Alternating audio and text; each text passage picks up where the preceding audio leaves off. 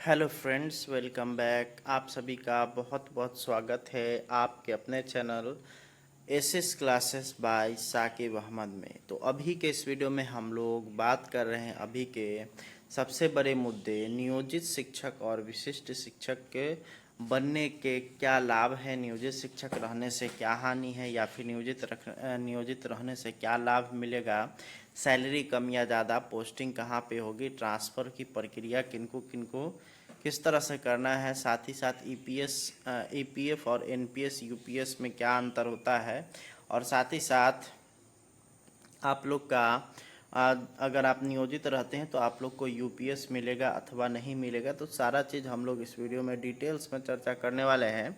तो आप लोग इस वीडियो को ज़रूर अंत तक देखिए, और चैनल पे अगर आप लोग नए होंगे तो चैनल को ज़रूर सब्सक्राइब करिएगा।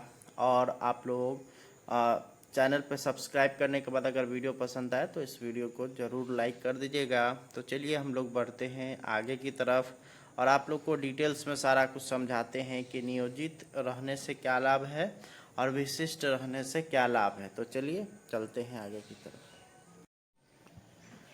तो आप लोग जो ये देख रहे हैं, ये नियोजित शिक्षक वर्सेस विशिष्ट शिक्षक, बेहतर कौन, उस पे हम लोग चर्चा कर रहे हैं।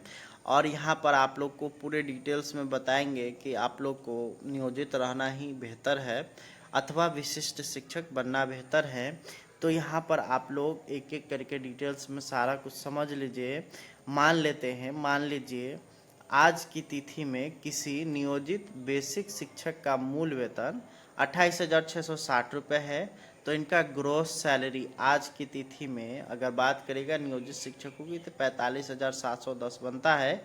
लेकिन इसमें से 1,800 ईपीएफ में कटौती के बाद कैश इन हैंड की अगर बात करिएगा तो वो लगभग 43,910 रुपये मिलता है। और भविष्य के नाम पर इनका 1,800 रुपया इनका खुद का कट रहा है, प्लस 1,800 सरकार यानी कि 3,600 रुपये प्रति माह जमा हो रहा है। 2021 के यहाँ पे 3,600 रुपये प्रति माह यहाँ पे जमा हो रहा है। ये 1,860 वाले जो 28,660 रुपये वाले जितने भी बेसिक पे हैं उनके लिए जो है यहाँ पर 1,800 कैश इन हैंड 1,800 ईपीएफ में कटौती के बाद यहाँ पे अगर बात करें 43,910 रुपये मिल रहा है। और 3,600 रुपये प्रति माह से इनका जमा हो रहा है। 2021 के सितंबर से कटौती से अगर बात करेगा तभी 37 माह हो चुका है, लगभग 1,33,200 रुपये यहाँ पे आपका यहाँ पे जमा हो गया है। तो सबसे पहले हम लोग नियोजित की बात करेंगे। तो यहाँ पे सबसे पहले ट्रांसफ़र की सुविधा, तो आपकी ट्रांसफ़र की सुविधा फ़िलहाल अभी नहीं है। और अभी जो ट्रांसफ़र पॉलिसी आया है उसमें भी नियोजित शिक्षकों के ट्रांसफ़र का कोई जिक्र नहीं है। उनके लिए कहा गया है कि वो अपने यह जो नियमावली है उसमें नियोजित शामिल नहीं है। उसमें पहले से लिखा गया स्थानीय निकाय के शिक्षक, सबसे ऊपर में ही हेडलाइन में ही है कि उनको जो है उनका जो स्थानीय निकाय के शिक्षक है वो इसमें शामिल नहीं है। तो ये हो गया। पेंशन की अगर बात करिएगा तो आपको किसी भी तरह का कोई भी पेंशन में देखने को नहीं मिलेगा। ग्रेजुइटी आप लोग को बिल्कुल नहीं मिलेगा। उसके बाद कर्मी, तो आप लोग जितने भी नियोजित शिक्षक हैं वो नियोजन इकाई के कर्मी हैं। ग्रुप बीमा आप लोग का नहीं है। रिटायरमेंट के समय कोई एक मुश्त राशि आप लोग को नहीं मिलने वाली है। राज्य कर्मी की सुविधा की अगर बात करिएगा तो जब कोई आप राज्य के कर्मी ही नहीं है तो राज्य के कर्मी की सुविधा कैसी होगी। तो ये यहाँ पर आप लोग देख सकते हैं। भविष्य की सुरक्षा में अगर बात करिएगा तो अनिश्चितता है, क्योंकि ईपीएफ जो है ये एक तरह से अगर बात करेंगे तो सिर्फ और सिर्फ आपका राशि लेकर के जमा किया जा रहा है और उतना ही अंशदान सरकार की तरफ से किया जा रहा है।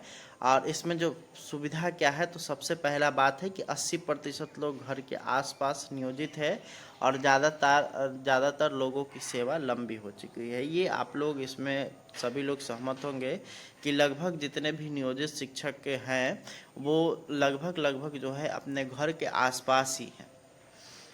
अब यहाँ पे हम लोग बात कर लेते हैं विशिष्ट शिक्षकों की। तो अगर आप विशिष्ट शिक्षक के रूप में योगदान करते हैं तो आपका जो 28,660 रुपये वाले जो बेसिक पे वाले होंगे उनका होगा 28,980 रुपया। और ग्रॉस सैलरी आज के डेट में 46,209 रुपये है, जो कि वर्तमान में इन पर भी एनपीएस लागू होगा और उनके वेतन में एनपीएस मद से 4347 रुपये की कटौती की जाएगी। और बहुत ही जल्द जो है यहाँ पे यूपीएस भी लागू होने वाला है, तो 4347 रुपये ही कटौती की जाएगी। इस प्रकार कैश इन हैंड 41,862 रुपये मिलेगा। एनपीएस मद में सरकार का अंशदान 5651 रुपया होगा, अर्थात दोनों को अगर जोड़ दिया जाए, यानी आपका योगदान और सरकार का योगदान को जोड़ दिया जाए, तो लगभग जो है 10,000 रुपये, यानी कि 9998 रुपये आपके जो एनपीएस अकाउंट होगा उसमें यहाँ पे जमा होता रहेगा। उसके बाद इन दोनों में सबसे बड़ा अंतर यह हुआ कि ईपीएफ में जितनी राशि 3 साल में जमा हुई थी, उतनी राशि विशिष्ट शिक्षक के योगदान के अगले 13 माह में ही जमा हो जाएगा। ये यहाँ पर आप लोग देख सकते हैं, जो कि सच्चाई है। उसके बाद अगला है कि ट्रांसफ़र की सुविधा। तो ट्रांसफ़र की सुविधा पूरे संपूर्ण बिहार में हो जाएगा। पेंशन तत्काल एनपीएस, भविष्य में यूपीएस या जो लागू होगा वो सभी आपको मिलेगा। अगर ओपीएस लागू होता है तो ओपीएस भी आपको मिलेगा। ग्रेचुइटी की अगर बात करिएगा तो ग्रेचुइटी बिल्कुल 100% मिलेगा। कर्मी की सुविधा, तो बिहार सरकार के चिकित्सा कर्मी ग्रुप बीमा भी आप लोग को मिलेगा। रिटायरमेंट के समय राज्यकर्मी को मिलने वाले सभी सुविधाएं जो होंगी वो आप लोग को मिलेगा। राज्यकर्मी की सुविधा सभी आप लोग को, जितने भी राज्यकर्मी बनिएगा आपको सभी सुविधा में भविष्य की सुरक्षा लगभग हो जाएगी। तो आखिर कमी क्या है? तो कमी है विशिष्ट शिक्षक के रूप में पदस्थापन होने पर 60% लोग 15 से 20 किलोमीटर पर चले जाएंगे, 20% लोग 8 से 15 किलोमीटर पर तथा शेष 20% लोग 60 से 70 किलोमीटर दूर पर पदस्थापित हो जाएंगे।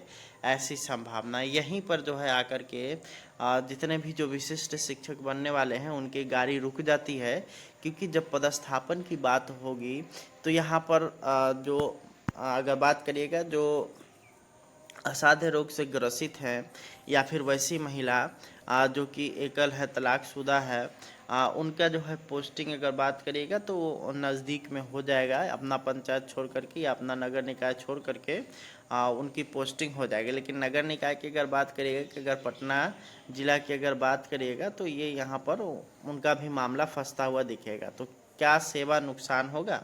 तो वैसे इस मामले में अभी स्पष्टता नहीं है, लेकिन नुकसान हो ही जाएगा ऐसी संभावना भी बहुत कम है, क्योंकि अभी हाल ही में हुए प्रधान शिक्षक या प्रधान अध्यापक परीक्षा में नियोजित शिक्षक से विद्यालय अध्यापक बने शिक्षकों को अनुभव का लाभ दिया गया है। इसलिए भविष्य में इस अनुभव के आधार पर पदोन्नति भी दिया जा सकता है। अब फैसला आपके हाथ में है। ये यहाँ पर आप लोग को बताया जा रहा है कि यहाँ पर आप लोग खुद से फैसला ले सकते हैं कि आप लोग नियोजित रहेंगे या कि विशिष्ट शिक्षक बनेंगे। पूरा डिटेल्स मैंने आप लोगों के बीच रख दिया है। सबसे बड़ा जो यहाँ पे दिक्कत है वो शिक्षकों का पदस्थापन को लेकर के है। शिक्षक का जो है यहाँ पे पदस्थापन को लेकर के चिंता है, क्योंकि जिस तरह से अनुमंडल पार भेजा जा रहा है शिक्षकों को, वहीं पे शिक्षकों की गाड़ी अटकती हुई दिखाई दे रही है। अन्यथा की स्थिति में शिक्षक को विशिष्ट शिक्षक बनने में मेरे हिसाब से लाभ है। आप इसके बारे में क्या सोचते समझते हैं कमेंट करके बताइए। आप लोग से मिलेंगे नेक्स्ट वीडियो में, तब तक के लिए बहुत बहुत धन्यवाद। Thanks for watching.